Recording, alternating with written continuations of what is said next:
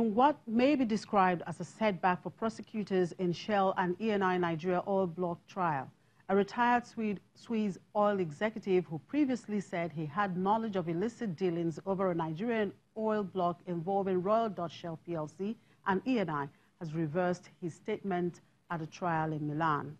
The trial centers on oil prospecting license 245 offshore Nigeria, which has snowballed into one of the largest scandals over alleged corruption in the industry's history. Italian prosecutors are arguing that when Shell and Eni paid more than $1 billion to settle legal disputes over the block and acquire rights to develop it, much of that payment went into bribes and kickbacks. As Milan prosecutors grilled Grainard Defer on Wednesday, he said those previous statements were made under pressure and he has no evidence the oil companies participated in illegal payments. Shell and Eni have also argued the transaction was appropriate and legal. The Organization for Economic Cooperation and Development has lowered its 2019 forecast for global economic growth to 3.3% from 3.5% it predicted in November. According to the organization, the ongoing trade tensions between the United States and China and political uncertainties surrounding Brexit are weighing on the world's economy. The OECD, which groups the world's most developed economies, revised growth estimates lower in almost all of the countries in the G20 group of industrialized and emerging nations. The U.S. growth forecast was trimmed to 2.6%, while the 19-nation Eurozone was particularly hard hit, with predicted growth dropping from 1.8% to 1%.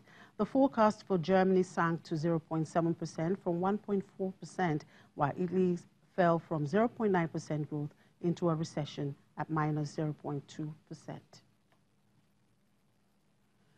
And new earnings from big companies are still pouring into the Nigerian stock market, as one of the big banks, Stanbic IBTC, today reported a 7 naira 4 kobo earnings per share for full year 2018.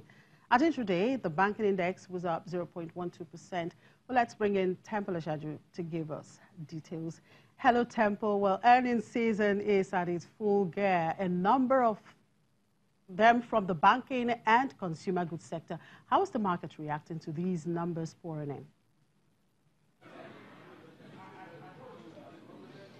Well, we're seeing mixed reactions, Chimeze. This afternoon, we've seen that, yes, a couple of these names most of these names that have actually released their earnings in the market have actually come in with some dividends proposal in the system. And of course, if you take a look at what Guarantee Trust Bank, which has a 2% increase in its dividend, coming in at 2 naira 45 kobo, if you look at what that has actually done to the market, in terms of reactions, we're seeing a bit of profit taking, because you have a lot of investors who have a way of investing on these names for capital appreciation. That kind of explains the kind of sense we're seeing right now around the Guarantee Trust Bank, which is currently down by some 1.19% in the market. However, when it is close to the end of the trading day, you get to see a lot of traders also coming in to come and do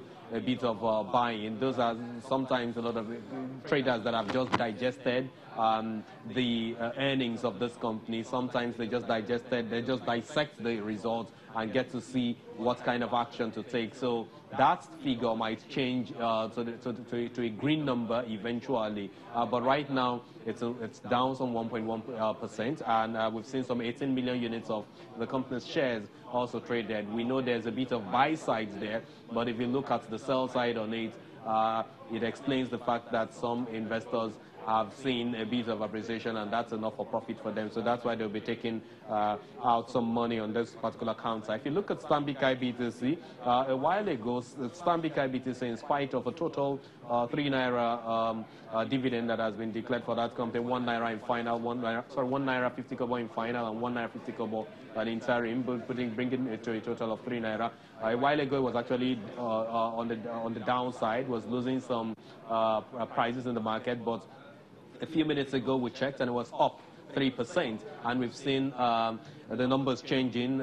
I think the units of that company share that has been traded now should be about 1 million, if not more than that, as opposed to the 1,000 plus that we saw in early trades. Nestle hasn't really changed, but we know that there's a bit of buy side on that as well, because the more than 40 naira dividend that has been declared or proposed in total from the company's board is something really, really attractive to a lot of investors, and they want to really, really take position on this particular company. But Seplat remains the way it's been. However, some investors are still taking position on Zenith Bank, which is a major banking name as well.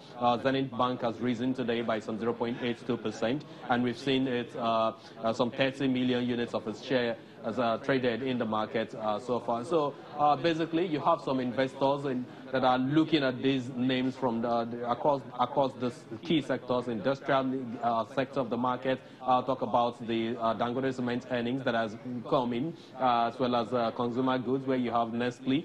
You have the banking names.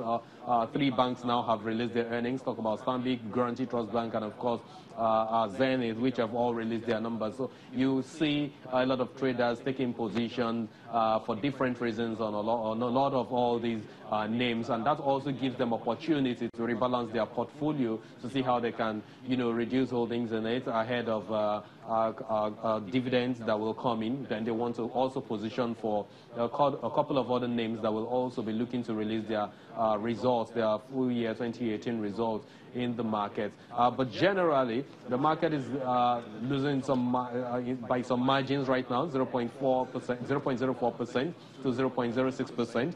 We got activity level a bit moderate, 140 million to 150 million, has been done at midday, and that's valued at about 2 billion naira. And of course, that will continue to change going forward as the numbers continue to crunch as well. But in terms of the movers across the consumer good names, PZ appeared to be the major loser for the day so far, down some 8.26%. Flour mill, the consumer good segment of the market, still down some 4.76%. But Dangote Cement is down some 0.25%. One thing for sure is that a lot of time when you have companies releasing their numbers, some traders quickly look at it to see if it is likely, if the numbers are going to600 or to tick higher than they had seen it before. I take Seplat as an example. It trended at 619 naira before the numbers, the results was actually released. And then shortly after the release of the numbers, in spite of the 5-cent dividend that was proposed, you see some investors also selling down, and now the share price is 596 naira. So they just continue to react for different reasons in the market. Chimeze.